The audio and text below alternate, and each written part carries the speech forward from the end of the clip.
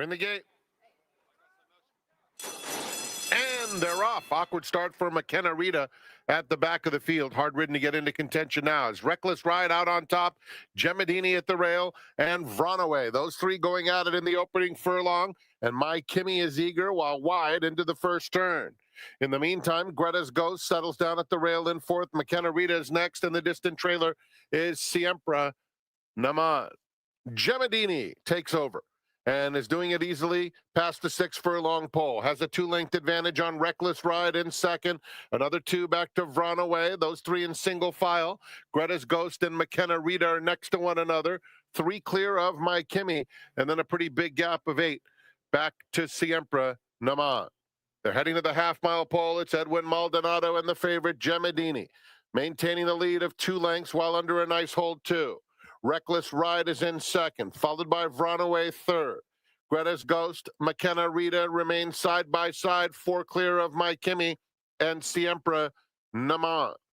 They have less than 3 furlongs to travel. It's been all Gemmadini thus far. 3-length lead around the far turn. Vronaway takes second. Reckless Ride, a hard-ridden third. Then Greta's Ghost and McKenna Rita. Top of the lane for Gemmadini, trying to finish the job, pursued by Vronaway, who's 3 lengths back and trying hard in second. They're in the final furlong. Gemmadini, 3.5 length lead. Vronaway trying to eat up some ground, as is Greta's Ghost on the outside. Gemmadini keeps holding the 2-length lead, coming to the wire, and it's Gemmadini in virtual coast-to-coast fashion. Tight photo for second between Vronaway and Greta's Ghost. McKenna Rita was fourth.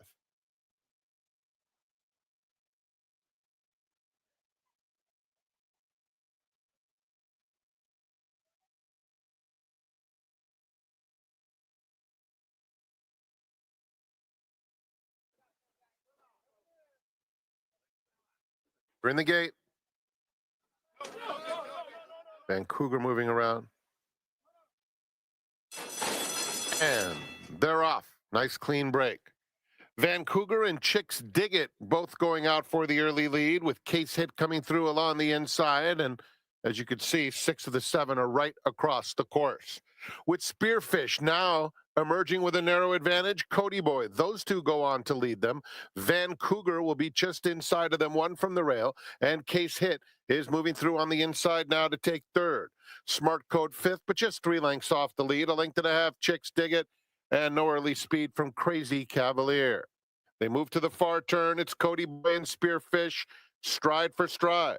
Smart Code and Kazushi Kimura in hot pursuit now with a 3-wide bid. Vancouver still in hand while in some traffic. In the meantime, Crazy Cavalier, yellow colors, is going widest of all, trying to launch a bid. Chicks Dig It is just inside of him there at the top of the stretch. Spearfish, Smart Code, Vancouver comes through along the inside to come after them. And Crazy Cavalier continues a stellar rally in the center of the course. Spearfish, Crazy Cavalier blows by for a Doug O'Neill double. Wins it going away under Emisael Jaramillo. Spearfish, Smart Code, and Vancouver.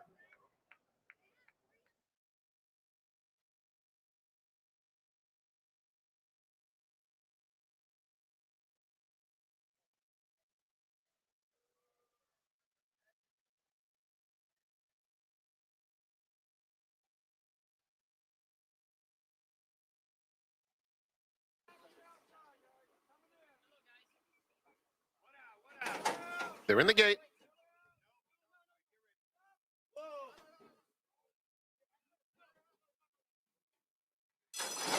And they're off. Very awkward start for Cherokee Nation at the back of the field. Robusta began very smoothly. An Easy Company in between horses. Eruption on the outside. And then Blacksmith is in fourth. Cherokee Nation gets right into the race. 4 lengths off front-running Robusta. And it's Robusta leading the way.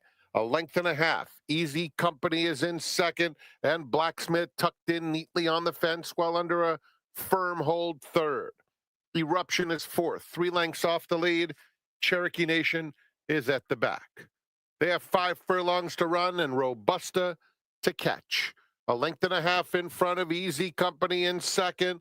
Blacksmith moving up willingly just behind the front runner. And Eruption is 2 lengths off the lead. Cherokee Nation remains at the back of this compact group that heads into the far turn with Robusta in front every step, letting it out a notch. Robusta's lead up to 2.5 lengths on Easy Company. On the inside, Blacksmith is called on, but losing ground. Eruption went by him. And then Cherokee Nation. 2 favorites are last and second to last as Robusta sails past the quarter pole with a 2-length lead. Easy Company trying to bridge the gap in second. On the extreme outside, Cherokee Nation still about 6 lengths off Robusta, who's in the final furlong and in front by 2 over Easy Company. Robusta holding on.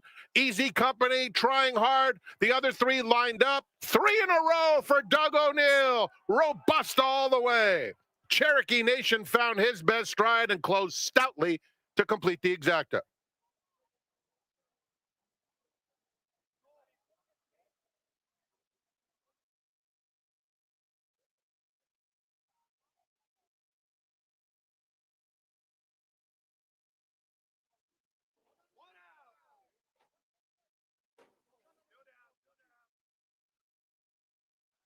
We're in the gate. And they're off. Libel proof very quick, as is My Cat. Those 2 will lead them through the opening furlong. Here's Don't Tell Me What to Do, moving through on the inside to take third. Lino's Angel fourth. Cecilia Street 4 off the pace in fifth. And Pasalubong didn't have the best of beginnings and is trailing. Down the backstretch, Don't Tell Me What to Do has the lead. And the lead is about 3/4 of a length moving into the far turn, with Libel proof right off her flank in second. At the rail, Lino's Angel in third. My Cat now has 2.5 lengths to make up, moves into that third spot, joined by a 3 deep Cecilia Street, who's making headway. Pasalubong at the back. Libel proof takes the lead with 1/4 mile to go as Cecilia Street takes up the chase on the outside. Don't Tell Me What to Do is down on the inside. My Cat splitting rivals with a nice move. And Pasalubong has come from last and is now head and head with Cecilia Street. Cecilia Street, Pasalubong. Cecilia Street just in front. Cecilia Street and Mirko de Muro wrapped up in the end to win by 3/4 of a length. A giant effort from Pasalubong second, then Lino's Angel and My Cat.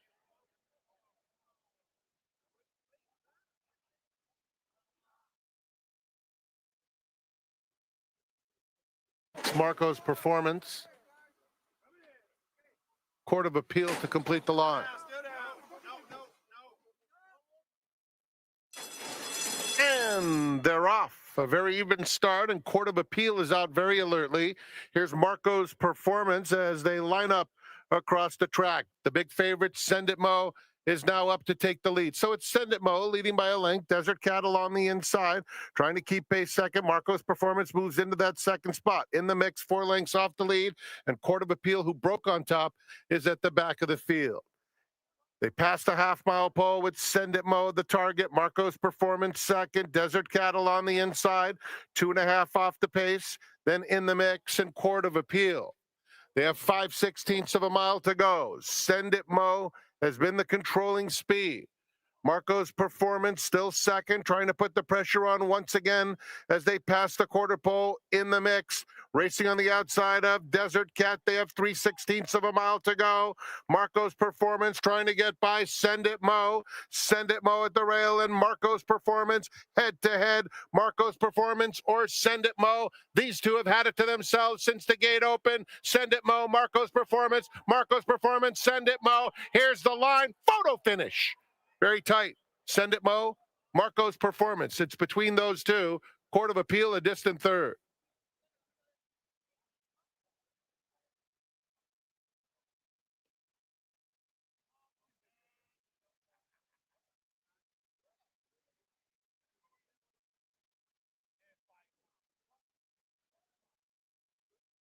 Lists.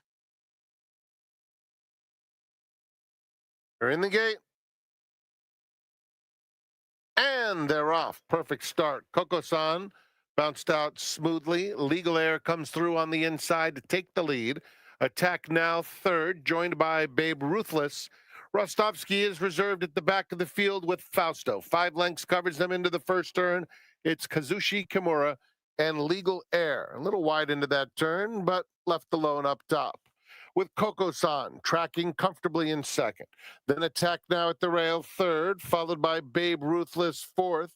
Babe Ruthless is now 6 lengths off the lead, who's getting away on the front end. Fausto and Rostovsky together at the back. Legal Air has opened it up to 4 lengths, with Coco-san and Armando Ayuso in second. 2 more Attack Now, sharing the third spot with Babe Ruthless with less than a half mile to go. Fausto and Rostovsky. They move into the far turn with Legal Air still well clear, 4.5 length margin. Coco-san now called on to get after him second.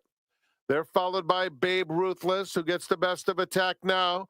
Then Fausto and Rostovsky is at the back with a quarter of a mile to go, and Legal Air leads it by 2. Coco-san looming menacingly, however, and Coco-san has been confidently handled throughout, and for good reason. It's lights out inside the final 1/8 of a mile. Only question, margin of victory. Coco-san towering over the competition as Legal Air tries to hold second. Coco-san all alone wins by almost 5 lengths. Legal Air, Rostovsky, and Fausto.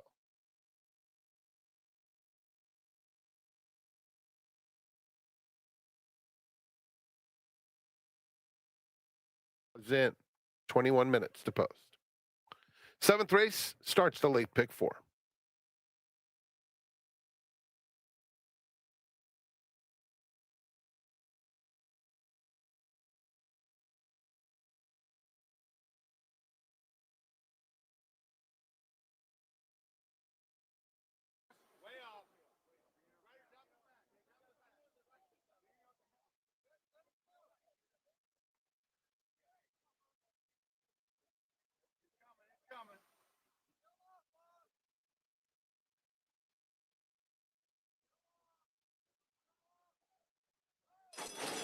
And they're off.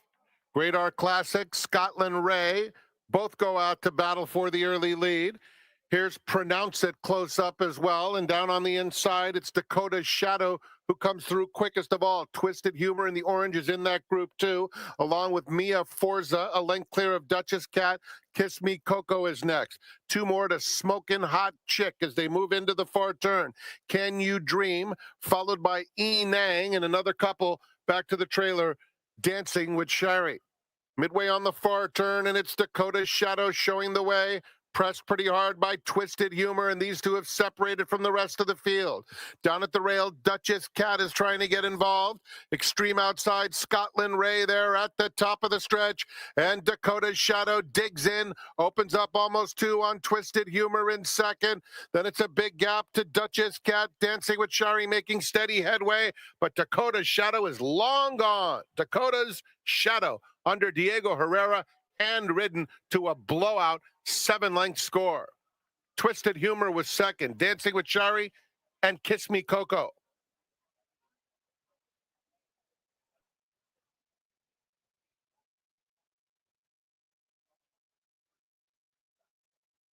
Again, Empire's Classic. And they're off.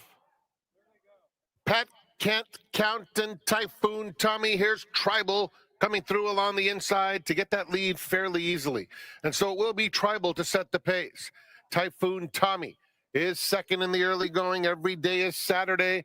And Pat Can't Count. Pat Can't Count is very eager along the rail. Almost hit the rail going into the first turn. Another couple back to Tap It Dynasty, who's in 5th, 5 lengths off the lead. A length and a half to 6 Magpies inside Empire Classic. And at the back, it's Do It for Dave. Onto the backstretch, Juan Hernandez and Tribal controlling the pace up top. Doing it easily thus far with a 3/4 of a length lead. Now it's a length and a half, just like that, over Typhoon Tommy in second. Then Pat Can't Count in third. The gray, Every Day is Saturday, 4th past the half-mile pole. A length and a half, Tap It Dynasty, traveling comfortably enough in 5th, 5 lengths off the lead as the field moves into the far turn.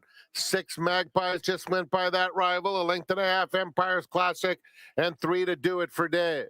Midway on the turn, it's Tribal, carving out all the fractions. 3/4 of a length, Typhoon Tommy, every day is Saturday outside of them. Then 6 Magpies, Pat Can't Count is losing some ground. In between rivals, Tap It Dynasty looking for room, angling out for the final 1/8 of a mile. Center of the course, Empire's Classic. They're coming to the 16th pole. Tribal trying to fend off every day is Saturday. And here's Empire's Classic going best of all late. Empire's Classic runs down Tribal. Every day is Saturday, 3rd. 6 Magpies finish 4th.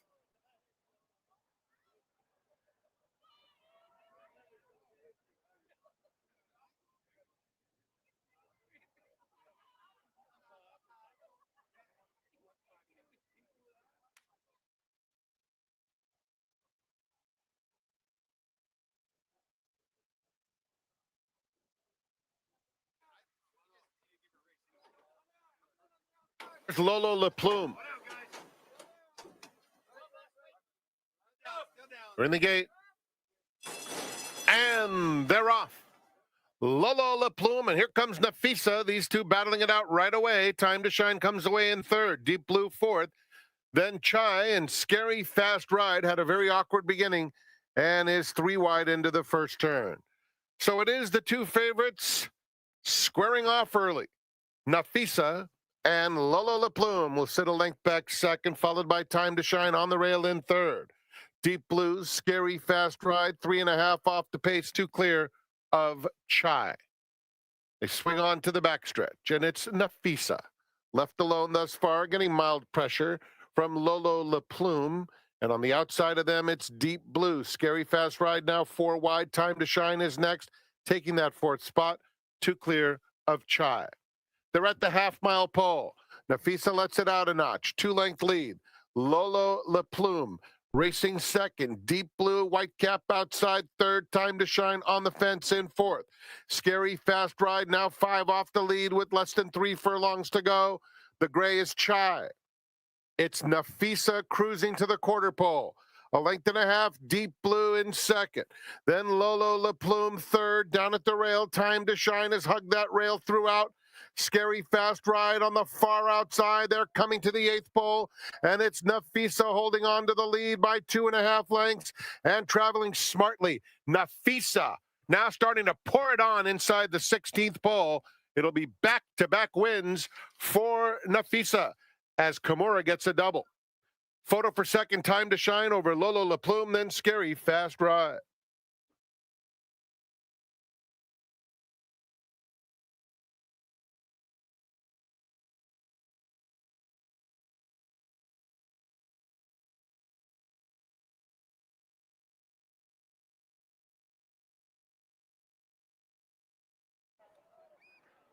Shamrockin' for the Metanoia Racing.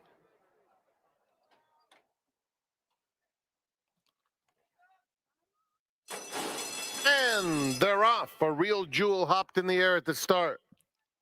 Shangri-La is out very quickly. Here's Cypress Moon coming through faster, and Cypress Moon now takes the lead. Tam's Little Angel pressing the issue through the opening stages. Special Flower joins the fray. 3rd, and now Shangri-La, who broke on top, is 4th. Gypsy Woman is eager in between horses, has just a few lengths to make up and down on the rail. Lovin' on the Run is in striking range too.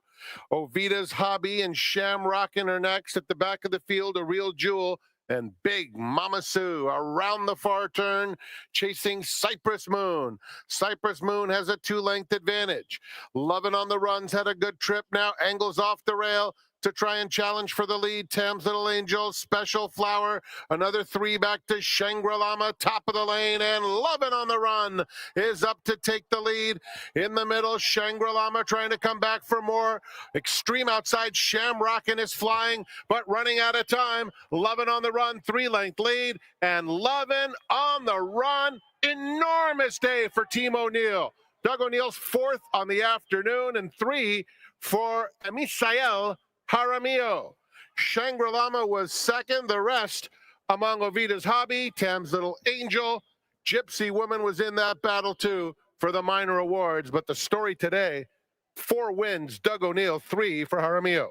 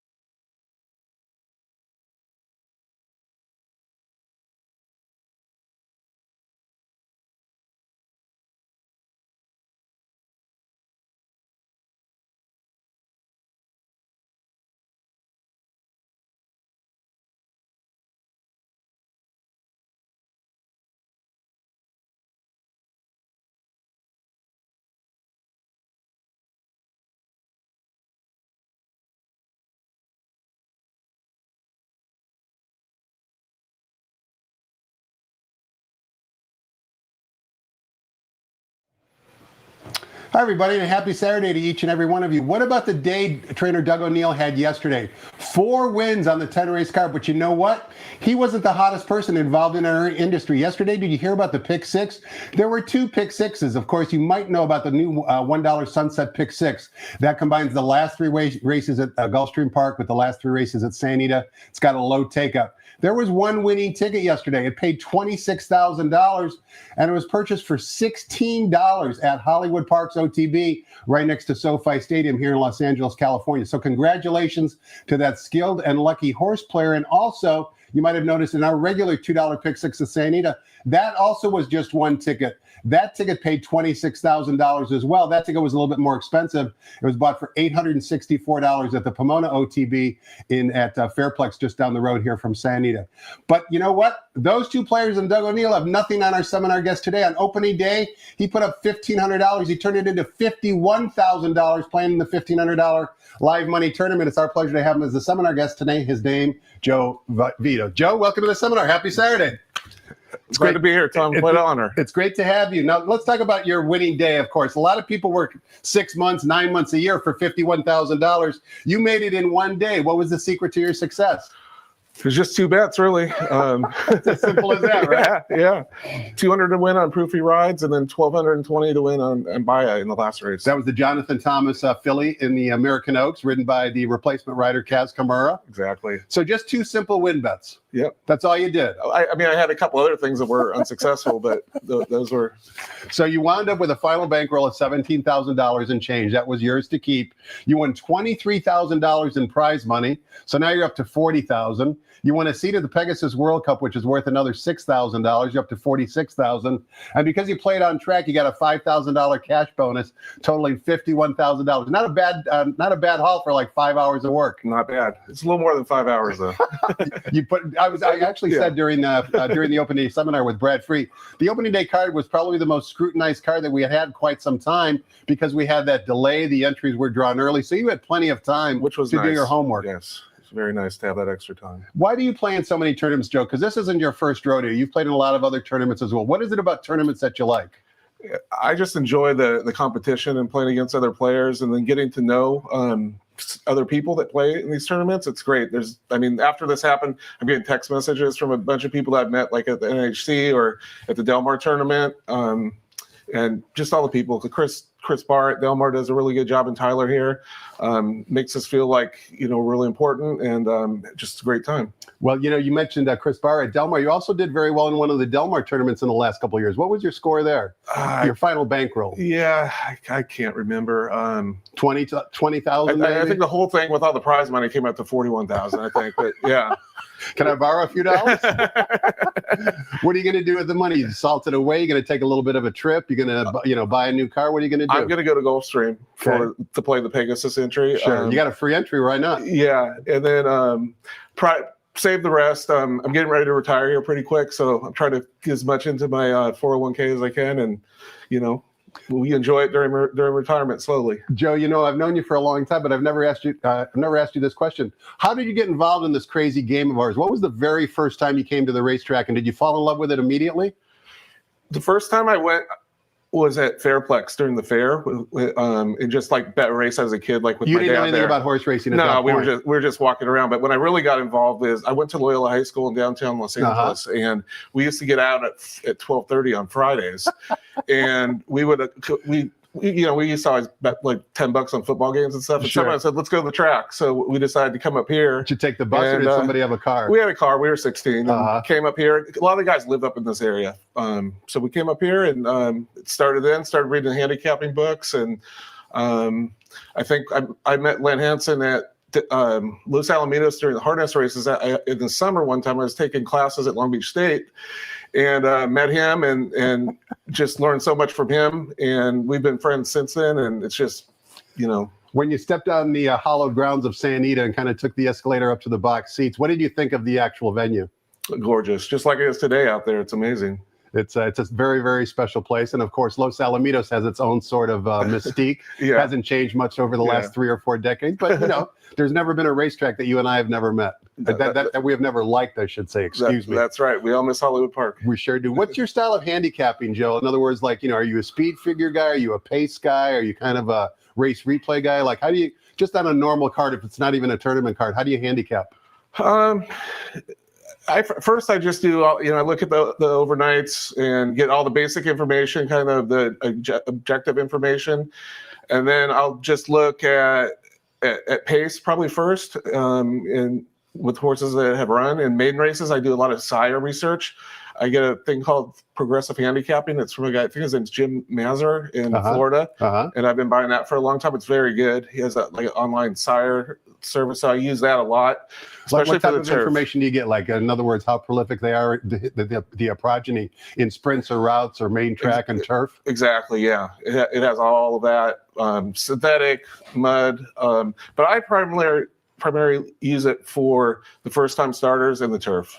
What about the workouts now that are free of charge on firsttv.com? Do you ever take a look at those video replays, or do you subscribe to some of the clocker services, or you just don't pay much attention to workouts? I use the Toby Terrell's from the Daily Racing Form, and then he doesn't do it for Los Al, so then I buy into Harrington's on that when Los Al's in. So what you're telling me and the audience is there's more than one way to find a winner. Exactly, yeah. And how did you find the Jonathan Thomas winner in the last race? In other words, what made you make such an aggressive win bet? What did you like about that filly that you really wanted to, make her the anchor of your whole day?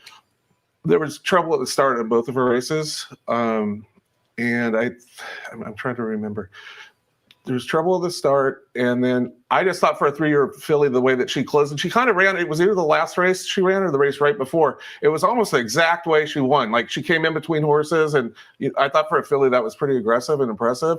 And then also looking at the sire stats, and I can't remember the sire off the top of my head, but it was rated very high, and the distance of that sire, it was also, I think it was actually the dam sire, but it was very high, and I thought that with the stretching out in that race, that horse was going to be able to stretch out. Whereas I look at a lot of other horses, and their pedigree was more for a mile, or maybe a mile and a 16th. So there were just a lot of reasons, yeah.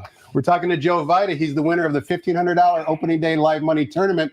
He banked $51,000 in earnings and prize money. It's our pleasure today's seminar. He's going to tell us who he likes on today's 10-race card. Hopefully he'll find some prices for us throughout the card. We're going to find out who those runners might be. But before we do any of that, let's toss the microphone over to track announcer Frank Miramati and get the early changes on today's 10-race card here at the Great Race Place.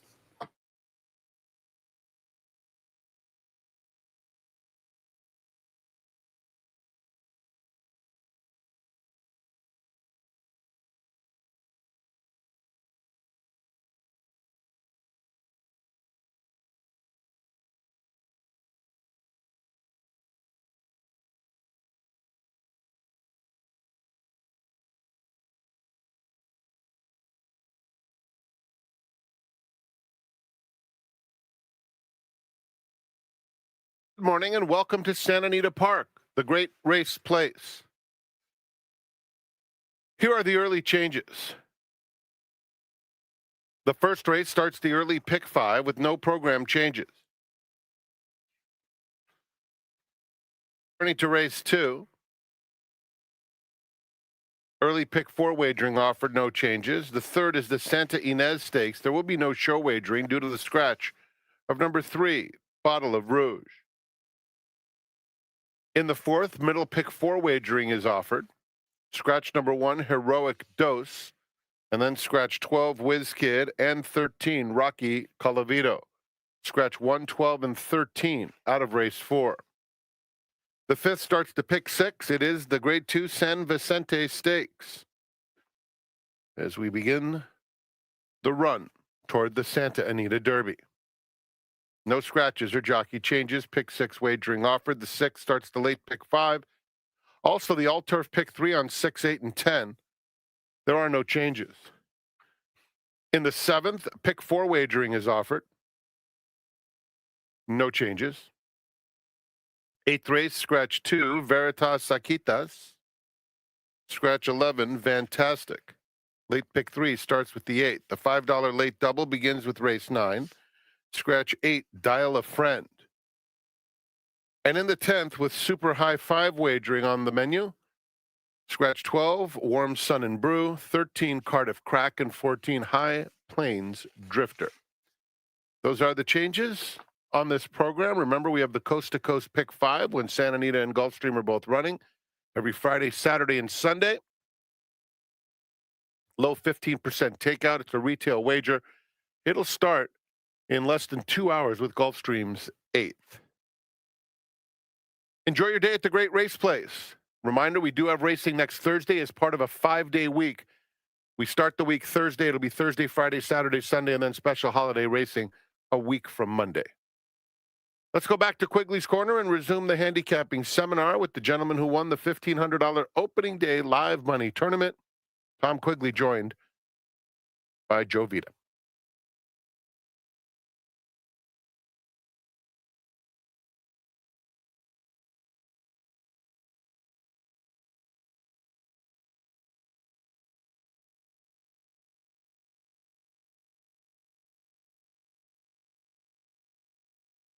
We just got a new late scratch, so I'll give it to you now. 7th race, scratch number 3, Malibu Rocks. Race 7, scratch number 3, Malibu Rocks.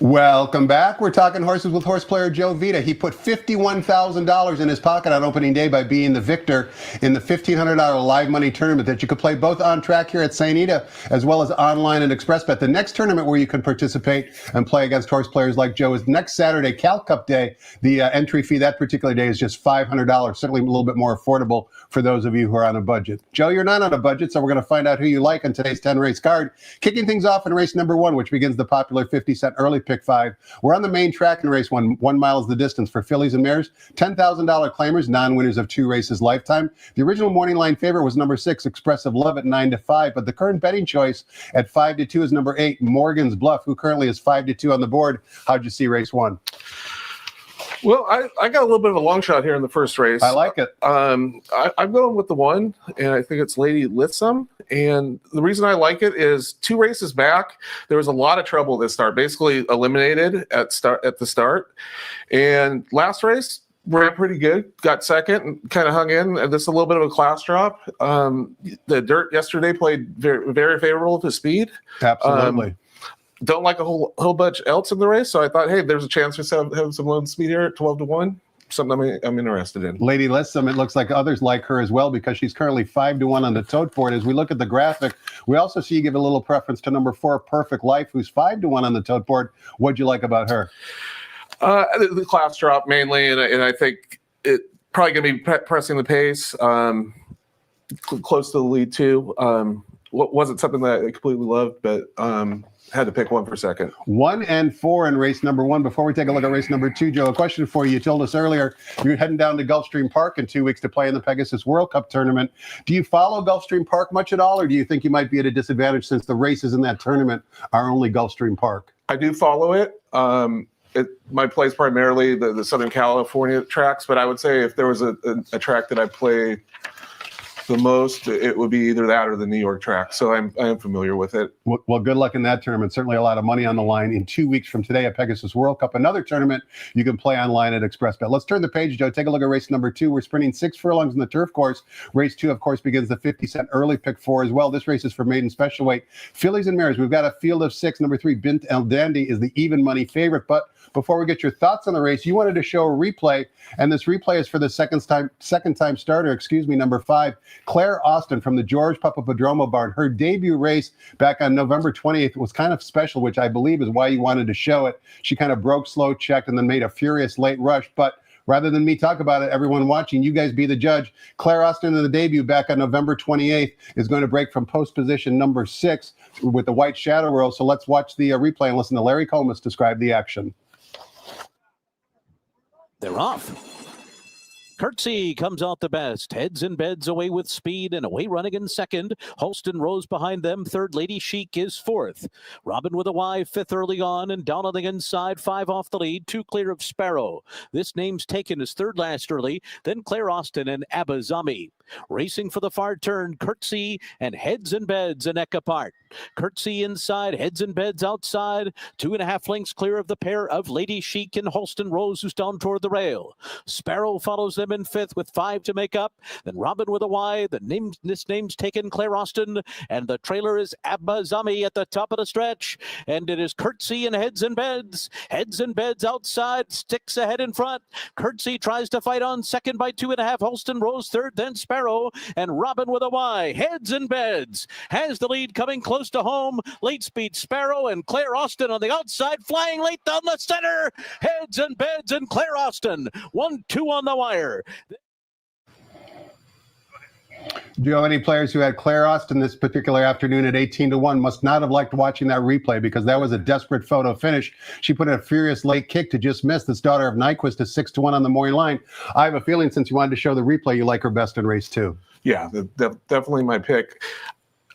Sometimes this is something that Len has taught me. You want to look for subtle trouble, the old no studi horse, right?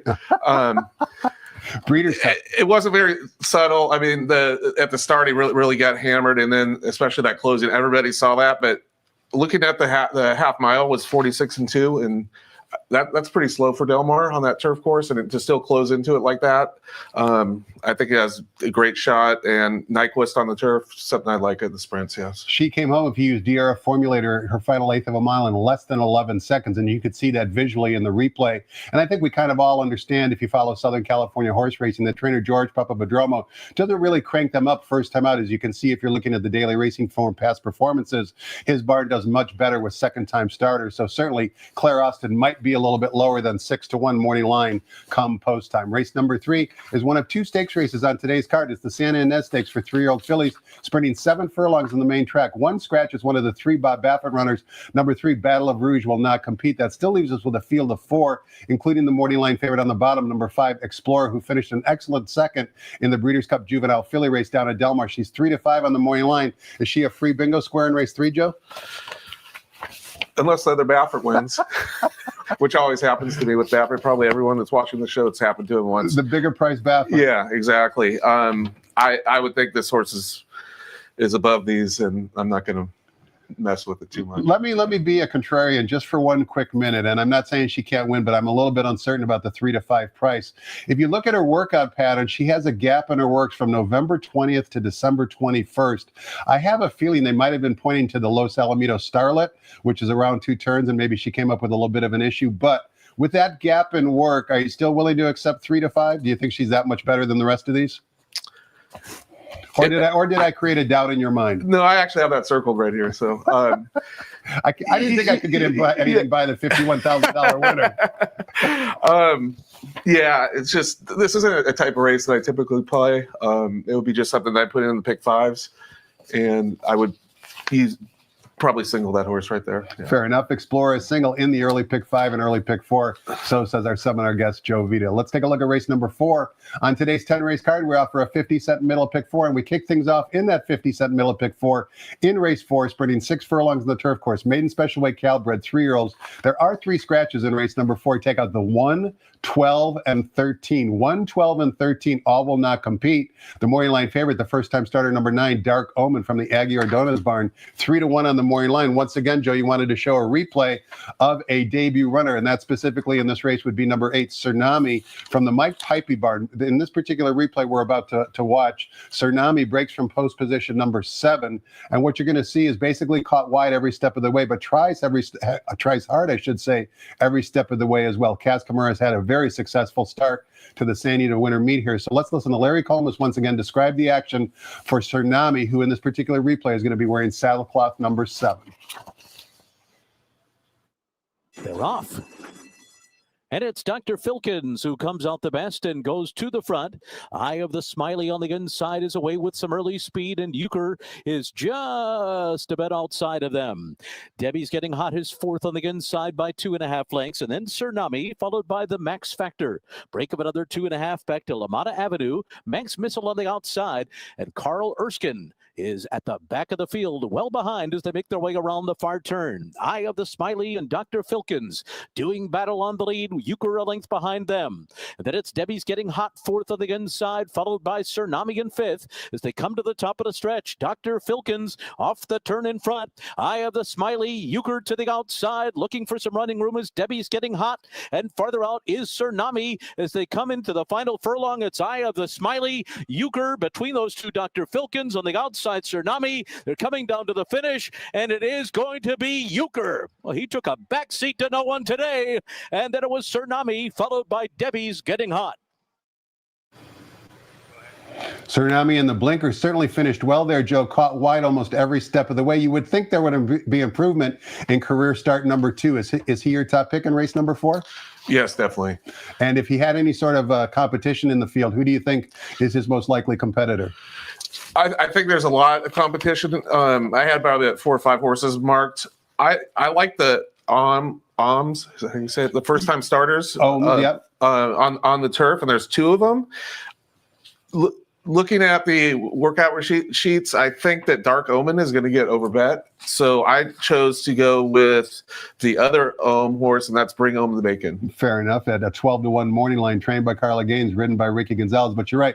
This is a difficult race to kick off the middle pick 4 sequence, I should say, because of the fact that you just mentioned a lot of first-time starters in the field. Race number 5 begins the $2 pick 6, and it's our second stakes race on today's card. It's the San Vicente Stakes, this time for 3-year-olds. Colts and Geldings traveling 7 furlongs on the main track. Bob Baffert has 2 in here in this field of 5, including the morning line favorite, number 3, Butane, who was last seen in the hopeful, losing to the eventual Breeders' Cup Juvenile winner, Ted Noffey. 6-5 on the morning line for Butane this afternoon. Thumbs up or thumbs down on the favorite here, Joe? I'm on the favorite here. What is it that you like about him as far as, why do you think he's going to dominate race 5? It's the 3-year-old, and it's Baffert. And they paid $1 million for the horse. Yeah. He ran really well in that first race at Del Mar. I think I was there that day. And the second race, Ted Noffey obviously ran second there. It's a short field. Looks like he's been working pretty well. It's, probably a single in the multiple race bets for me. You also give a little love on the graphic to number 2, So Happy, who surprised the field on debut at odds of 38-1 for trainer Mark Glatt.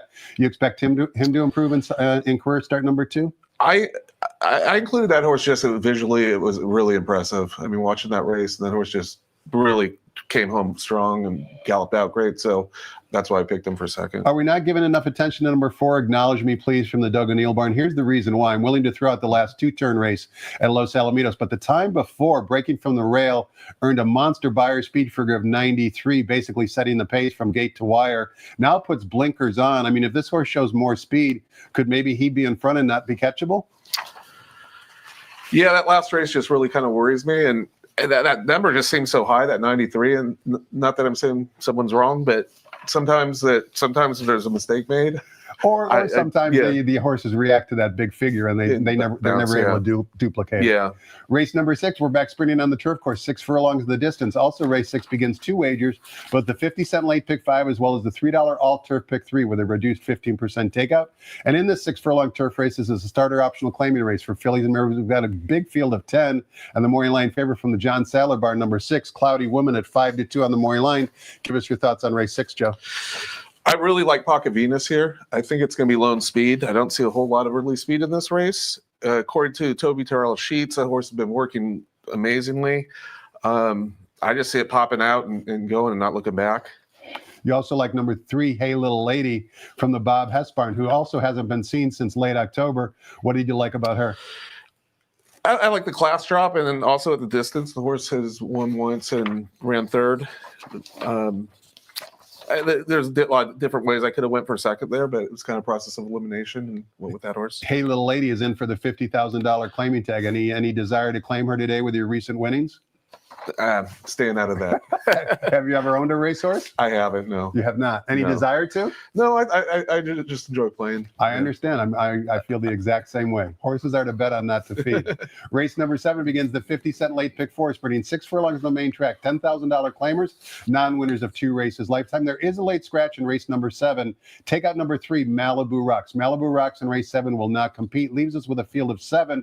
Speaking of Mark Ladd, he saddles the morning line favorite in race number 7, and that would be number 6, Handsome Ticket, who is a heavy, 6-5 favorite on the morning line. Justified or not in race 7 here, Joe?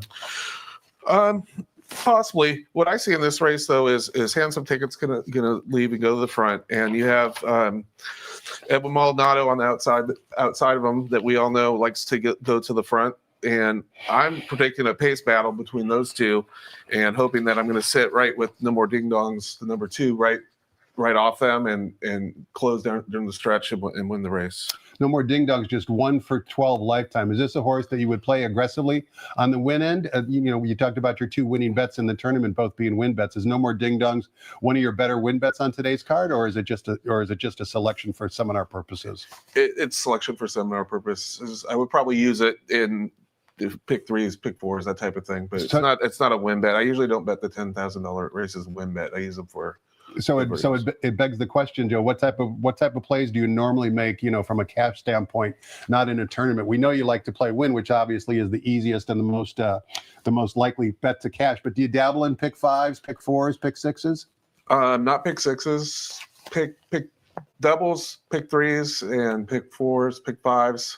Small pick 5s. Just try to single something that no one else would have, and if there's you have 2 singles in a race, and then just small, have fun, especially if you're not going to bet the races. You have some small fields, it gives you something to watch. Do you use the daily double will pays to kind of anticipate what the win odds might be in the following race? Absolutely. You do look at those. Oh yes, yeah. You can find a lot of information there, can't you? Yeah. It's good information. It is, yes. Race number 8 begins the $3 late pick 3, also with a reduced 15% takeout.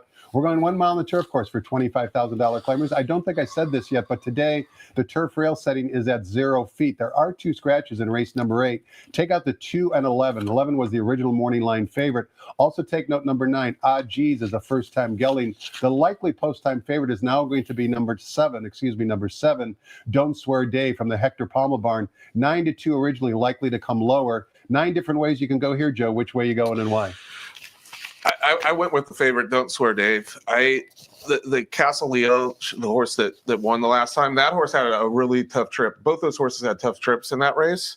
I just kind of looked back to the races before that and felt that Don't Swear Dave runs better. I'm really concerned about the trip. He's kind of a closer. There's the speed inside of him. I don't know if he's going to get a good spot. But you have to pick a horse in that race, and I went with that. I would not be surprised if my second pick, Castle Leosh, won. That horse ran extremely well.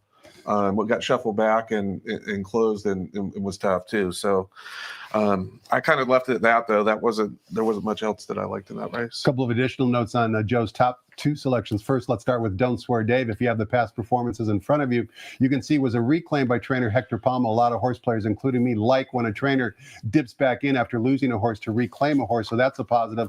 And Casaleo, Joe talked about how this horse smoked home last time. I can tell you again, based upon DRF formulator statistics, he came home his final quarter of a mile in 22.93 for a $25,000 claimer. That's a pretty quick turn of foot. And if he can duplicate that, as Joe indicated, he's going to be tough to beat in race number 8. Race number 9 begins the $5 late daily double, higher minimum, lower takeout, which is 15%, means better payouts. We see that time and time again, and it's likely we'll see that again today. In race 9, we're sprinting 6 furlongs on the main track. Fillies and Mares in for a $10,000 tag. 1 scratch, once again, the original morning line favorite. Number 8, Dial a Friend, has been declared out of the race. The likely favorite now is going to be number 2, She's Splendid, Kaz Kamur in the saddle. What are your thoughts on race 9, Joe? To me, the scratch of Dial a Friend hurts me here. I was hoping that Dial a Friend and Rousing Jewel would get in a pace battle and a Rousing Babe would close. I still think Rousing Babe has a good shot. I'm hoping somebody else goes with Rousing Jewel. Rousing Babe started from the 1 post the last time at Los Alamitos, and at that time during the meet, last meet, it started with a outside bias, and then it was kind of switched over by the end of the meet. It was almost more of an inside bias, and I think that was the time when it was still a little bit towards the outside. That horse started from the 1 post.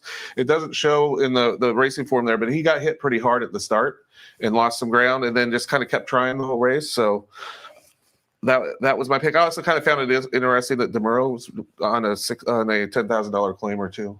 It's interesting. You bring up a very good point. A Rousing Babe, as you mentioned, was drawn down inside and got in some sort of trouble at the very beginning, not noted in the past performances. That makes horse players' eyes kind of light up when they find information that's not in the racing form, because unless you disclosed it on the seminar right now, most people wouldn't be aware of that. But that's going to benefit you because you put in the extra work to hopefully find a good price. Yep. That's what it's all about, right? Yeah, I think so. We close out the day in race number 10, offering $1 super high 5 wagering. We're traveling 1 mile on the turf course for Calbred, allowance optional claiming types, non-winners of 1 other than. 3 scratches, 12, 13, and the program scratch of 14, all will not compete. 12, 13, and 14 declared out of the nightcap. Also, number 7, Sir Percival is a first-time gelding. The lukewarm morning line favorite is number 4, Cali Cat, from the John Sadler barn at 7-2. This is a difficult race to close out the card, Joe. We need help. Tell us who you like and why.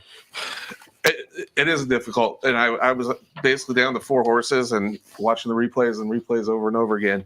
I got on Prince Dulce here, and back to not saying in the form, it made a huge move from probably about a little bit past the half mile around the turn, and then what doesn't show, we're going to watch the video. I think. We are. As a matter of fact, I was going to say, we'll listen to why don't you describe it first, and then we'll validate it when we watch the replay. About right around the turn, I think it's the 4 horse in there to watch the 4 or the 6 horse. And he comes out, he shifts out on the turn, and he lost a lot of momentum there, and he's still closing hard the whole way and kept trying the whole way. And to me, at 20-1, that's something I want to take a shot on. I think I picked my second pick was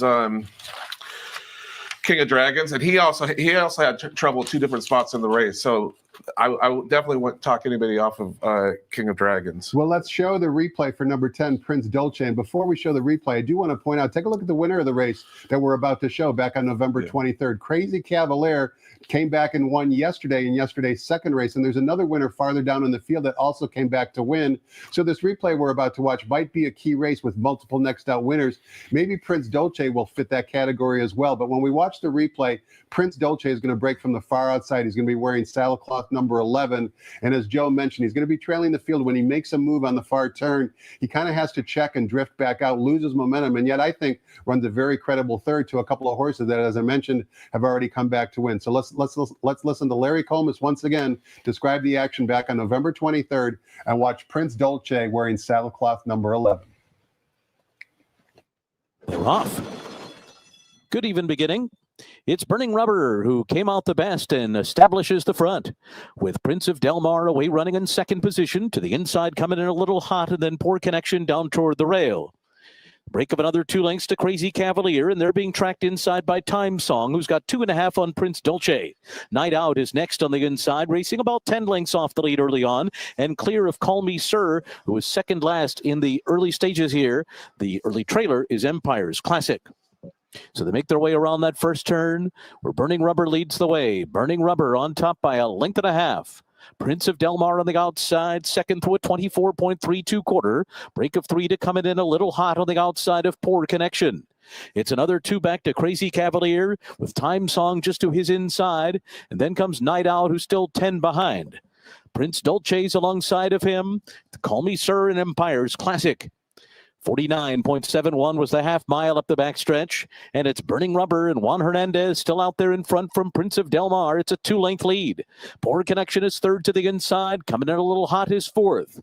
Time Song fifth along the rail, racing about 4.5 lengths off the lead. Got shuffled back a bit there to Time Song. In the meanwhile, Crazy Cavalier is looped up on the outside, passing horses all the way up into third. They're coming toward the top of the stretch here. Burning Rubber has a 2-length lead as they turn for home. Crazy Cavalier continues to progress on the outside up into second. Prince of Del Mar is third. It's 2.5 back to coming in a little hot toward the inside. Poor Connection. Prince Dolce is next, and then comes Night Out as they come to the final 16th. It's Burning Rubber. It's Crazy Cavalier. It's Crazy Cavalier to get up and win.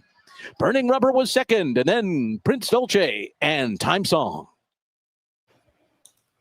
Joe, with that subtle trouble, nothing to be too concerned about with Prince Dolce. A very fine third-place finish, and you can see on the gallop out still full of run. And as mentioned, Crazy Cavalier came back to win yesterday's second race, earning a Beyer speed figure of 79, validating the Beyer speed figure that Prince Dolce earned in that last performance we just watched the replay on. We haven't talked much other than before we went to the replay about number 2, King of Dragons, your second selection in race number 10. Joe, why'd you like King of Dragons?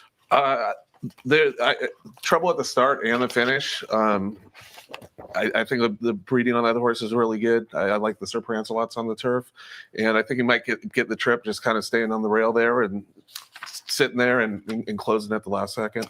King of Dragons last time out, if you have the racing form in front of you, earned a Beyer speed figure of 83. That was also the first time that King of Dragons ran as a gelding. It was the first time gelding that particular afternoon. So maybe the ultimate equipment change has perked up or woke up King of Dragons. We'll find out in race number 10. Joe, before I let you go, we've got a couple more wagers to talk about, and one of them you're going to be involved with today. It's the $1 Coast to Coast Pick 5, where races both from Gulfstream Park and Santa Anita are utilized for the Coast to Coast Pick 5.